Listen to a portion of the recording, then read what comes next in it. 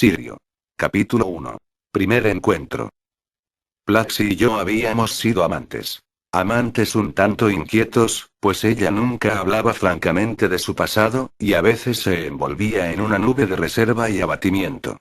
Pero a menudo éramos muy felices, y llegué a creer que nuestra dicha empezaba a arraigarse más profundamente. Luego, con la última enfermedad de su madre, desapareció. De cuando en cuando me enviaba alguna carta donde sugería que podía escribirle a la oficina de correos de cierta aldea, nunca la misma del norte de Gales.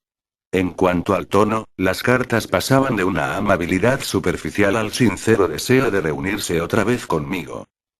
Había misteriosas referencias a un extraño deber vinculado, decía ella, con las experiencias de su padre. Yo sabía que el eminente fisiólogo se había dedicado a trabajar con éxito notable en el cerebro de los mamíferos superiores. Había obtenido así algunos perros ovejeros maravillosamente inteligentes, y la muerte lo sorprendió, se dijo, entregado a investigaciones aún más ambiciosas. Una de las cartas más frías de Plaxi hablaba de una recompensa inesperadamente dulce, en relación con sus nuevos deberes, pero en otra, más apasionada, clamaba contra esta vida imperiosa, fascinante y deshumanizadora. Parecía a veces torturada y confundida por algo que no debía explicar. En una de sus cartas se mostraba tan perturbada, que temí por su salud. Decidí, por lo tanto, dedicar mis ya cercanas vacaciones a una caminata por el norte de Gales, con la esperanza de encontrarla. Pasé 10 días vagando de taberna en taberna, en las aldeas indicadas por Plaxi, preguntando en todas partes si alguien conocía en las cercanías a cierta señorita Trelawney. Al fin supe de ella. En Llanfestiniog había una joven de ese nombre, que vivía en la choza de un pastor, al borde del páramo, un poco más arriba de Trausfinid. El tendero local que me dio esta información dijo con tono misterioso: en verdad es una joven extraña. Tiene amigos, y yo soy uno de ellos, pero también tiene enemigos. Siguiendo sus indicaciones, caminé unos kilómetros a lo largo del serpenteante camino de Trausfinid, y luego doblé a la izquierda por un sendero.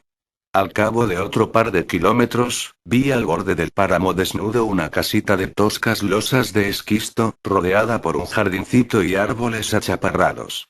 La puerta estaba cerrada, pero de la chimenea salía humo. Llamé. Nadie respondió. Atisbé por una ventana, y vi la típica cocina de la región, pero en la mesa había una pila de libros. Me senté en un destartalado asiento, en el jardín, y contemplé las pulcras hileras de coles y guisantes. Más allá, a mi derecha, del otro lado del desfiladero de Quinfal, se extendía Festiniog, una manada de elefantes color gris pizarra que seguía a su jefe, la iglesia sin campanario, colina abajo, hacia el valle. Atrás se veía la cordillera Moelwyn. Fumaba mi segundo cigarrillo cuando oí a lo lejos la voz de Plaxi. La había oído por primera vez en un café, a mis espaldas, sintiéndome instantáneamente arrobado por aquel sonido. Y ahora, una vez más, la oía sin verla. Durante un momento escuché con placer su charla, que, como yo había dicho a menudo, se parecía al fresco parloteo centelleante de las olas en los guijarros de la playa de un lago, en un día de estío. Me incorporé, e iba ya a su encuentro, cuando algo extraño me detuvo. Entretejiéndose con las observaciones de Plaxi, advertí no otra voz humana, sino un sonido totalmente distinto, articulado, pero inhumano. Pero, querido, no insistas tanto en tu torpeza. La has dominado maravillosamente, dijo luego, ya muy cerca, la voz de Plaxi. Siguió un fluir de sonidos extraños, y enseguida Plaxi y un perro enorme entraron en el jardín por el portoncito. Plaxi se detuvo, con los ojos muy abiertos, sorprendida, y esperé contenta. Pero inmediatamente frunció el ceño.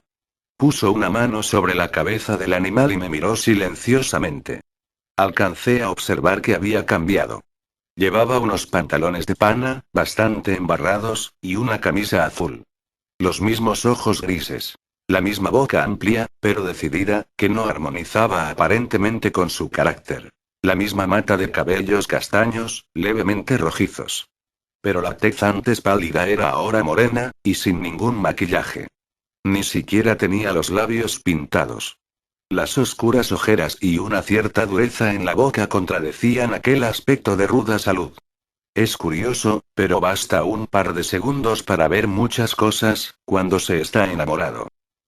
La mano de Plaxi abandonó la cabeza del perro y se tendió hacia mí. Oh, bueno, dijo ella, sonriente. Ya que nos encontraste, será mejor que confiemos en ti.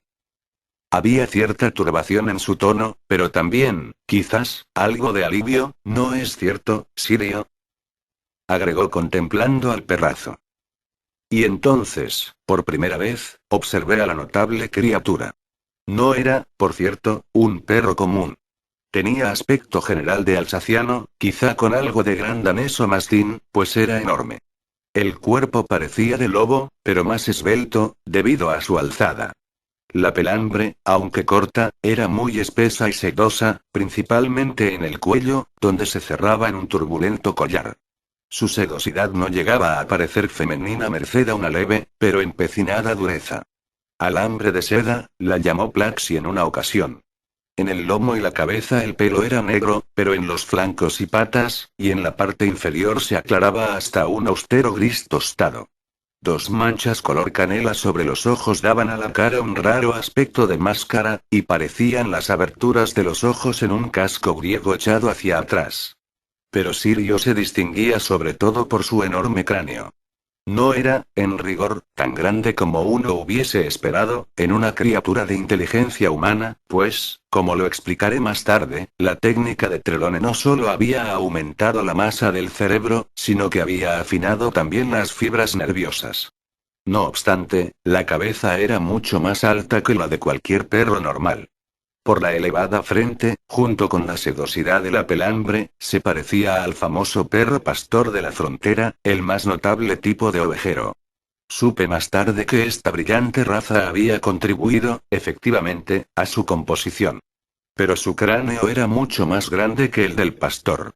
La góveda llegaba casi a la punta de las grandes orejas alsacianas. Los músculos muy desarrollados del cuello y los hombros sostenían adecuadamente el peso de la cabeza. En aquel instante tenía una apariencia positivamente leonina, pues la desconfianza le había erizado el pelo a lo largo de la columna vertebral. Los ojos grises parecían de lobo, pero las pupilas eran redondas y no rasgadas. En fin, un animal formidable, esbelto y membrudo como una criatura de la selva. Sin dejar de mirarme, abrió la boca, exhibiendo unas sierras de marfil, y emitió un raro sonido que terminaba en una inflexión ascendente, como interrogativa. Plaxi contestó. Sí, es Robert. Es un buen amigo, recuérdalo. Me sonrió, implorante, y agregó. Y puede sernos útil.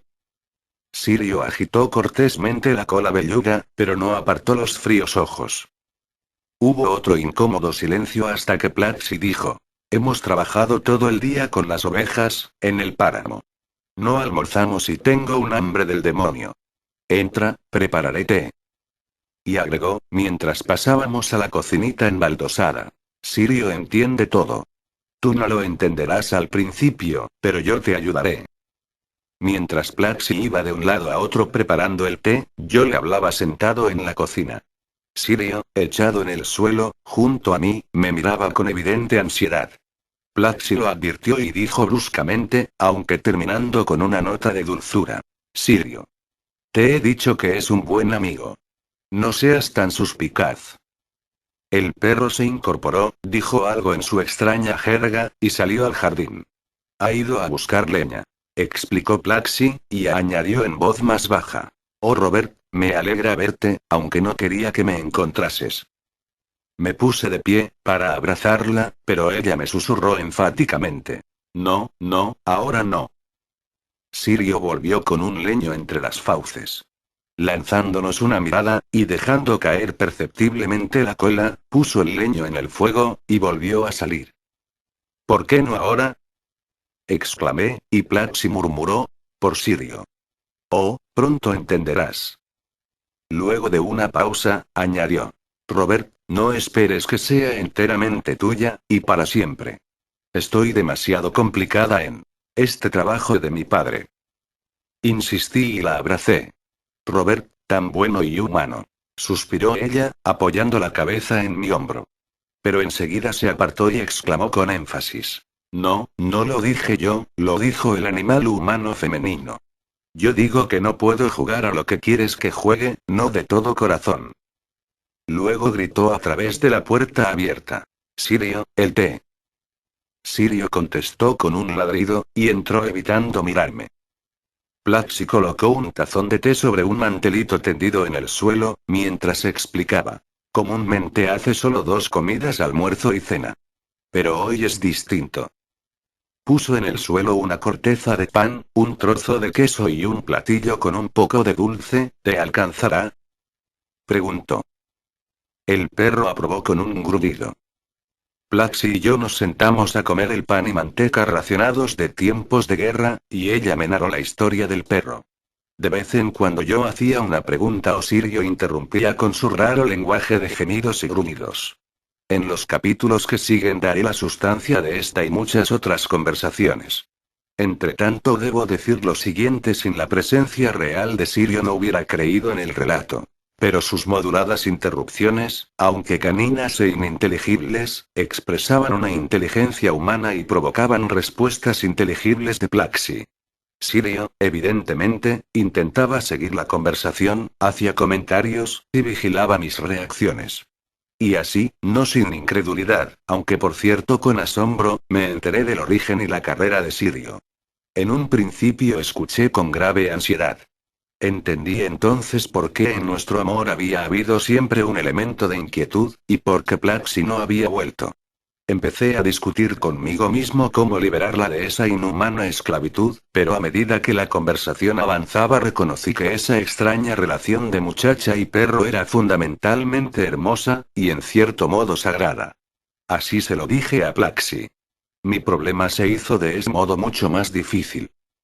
En cierto momento, cuando Plaxi me dijo que había deseado con frecuencia volver a verme, Sirio pronunció un discursito, se acercó a ella, apoyó las patas delanteras en el brazo del sillón y la besó en la mejilla con delicadeza y suavidad. Plaxi aceptó la caricia modestamente, sin apartarse como hacen por lo general los seres humanos cuando los perros tratan de besarlos. Pero el saludable rubor de su rostro se acentuó, se le humedecieron los ojos, acarició la revuelta suavidad del cuello del perro, y me dijo mirándolo aún. ¿Quiere que te diga, Robert, que él me ama como solo pueden amar los perros, y más ahora que he venido a él, pero que no debo sentirme obligada, pues ya puede defenderse a sí mismo? De todos modos, ¿yo cómo lo dijiste, Sirio, mi querido tonto? El perro emitió una rápida frase y ella continuó. Ah, sí. Yo soy el rastro que seguirá siempre, en la cacería de Dios. Plaxi se volvió hacia mí con una sonrisa que no olvidaré. Tampoco olvidaré el desconcertante efecto de la pequeña declaración, sincera y casi formal, del perro. Más tarde yo notaría que cuando Sirio estaba particularmente emocionado, recurría a un estilo algo pomposo. El perro hizo enseguida otra observación, con una mirada taimada, y la cola temblorosa. Plaxi se volvió riendo, y le golpeó con suavidad la cara. Bruto, dijo. No le diré eso a Robert. Cuando Sirio la besó, me sentí sorprendido por un repentino espasmo de celos. Un hombre celoso de un perro. Pero la traducción de Plaxi provocó en mí sentimientos más generosos. Comencé a hacer planes. De acuerdo con ellos, Plaxi y yo podríamos ofrecer a Sirio un hogar permanente, y ayudarlo a realizar su destino, cualquiera fuera este. Pero, como se verá más tarde, nos esperaba otro futuro. Durante la extraña comida, Plaxi me dijo que, como yo había adivinado, Sirio era la obra maestra de su padre. Había sido criado como miembro de la familia Trelawney. Y ahora ayudaba a dirigir un criadero de ovejas.